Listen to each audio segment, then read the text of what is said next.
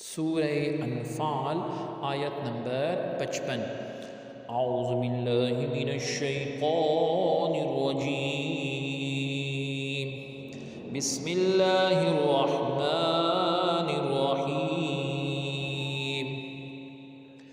ان شر الدواب عند اللہ الذین کفروا فهم لا يؤمنون۔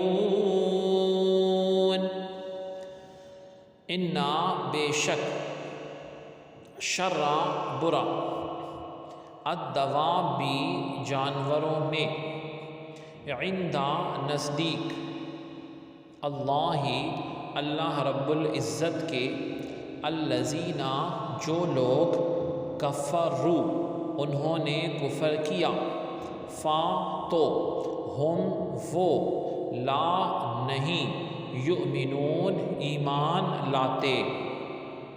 بامحاورہ ترجمہ ہے، بے شک اللہ رب العزت کے نزدیک سب جانوروں سے بھی بدتر وہ لوگ ہیں جنہوں نے کفر کیا پھر وہ ایمان نہیں لاتے۔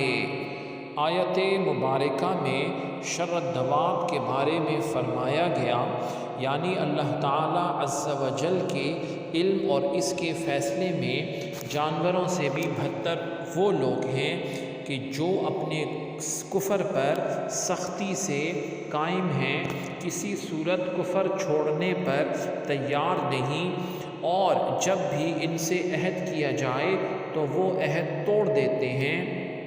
قرآن پاک میں اس کے علاوہ اور مقامات پر بھی کفار کو جانوروں سے زیادہ بھٹکے ہوئے، جانوروں سے بدتر گمراہ، بلکہ تمام مخلوق سے بدتر فرمایا گیا۔ سورہ اعراف میں ارشاد ہے، اولئک کالانعام بل ہم اضل، کہ یہ لوگ جانور ہیں بلکہ اس سے بھی زیادہ بدتر ہیں۔ سورہ فرقان میں ہے، انہم الا کالانعام بل ہم اضل سبیلا، یہ تو صرف جانوروں کی طرح ہیں بلکہ اس سے بھی بدتر گمراہ ہیں۔ اور سورہ بینہ میں ہے، اولئک ہم شر البریہ، کہ وہی تمام مخلوق میں سب سے بدتر ہیں۔